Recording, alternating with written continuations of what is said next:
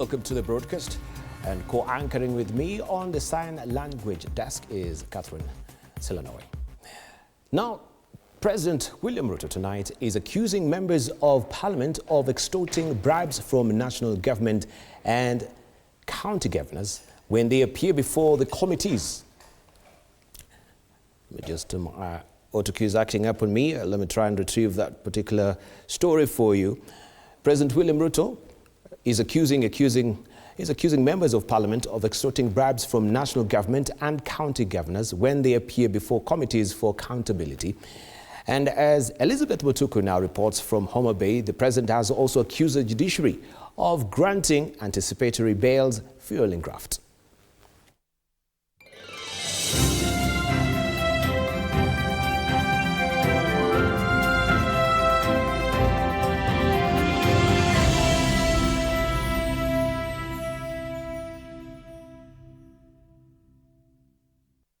Administrations.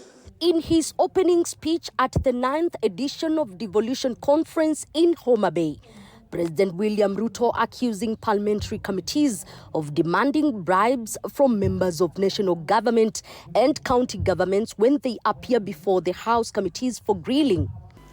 It cannot continue to be business as usual.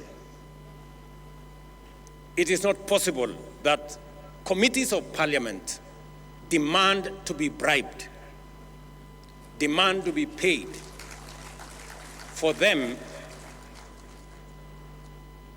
to write reports or to look the other way for what is happening in either the national government or the county governments. President Ruto now asserting that the legislature must be held account. The practice, he says, is undermining the fight against corruption. The president was responding to Senate Speaker who had said that county governments must be held to account. The president now saying that the speakers of both houses must act to end corruption. There will be no sacred cows, and there will be no telephone call from anywhere below or above to stop anybody from being prosecuted for matters corruption. The president noted that corruption remains the greatest threat to the full realization of the gains of devolution. He urged all stakeholders involved in the fight against the vice to intensify their efforts, stressing that the war against corruption demands collective resolve and sustained action.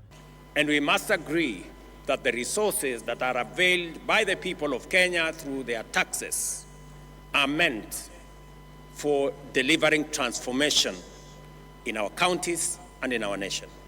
The government recently stepped up the fight against corruption following the presidential assent to the Conflict of Interest Bill. President William Ruto said the enactment of the bill will curb the abuse of power by public officers, ensuring that public resources are used for their intended purpose. Gloves are off as President William Ruto spoke tough on corruption in other two arms of government, that is Parliament and Judiciary, and particularly the parliamentary committees which are mandated to oversight the executive. Elizabeth Mutuku, TV 47, Homa Bay County.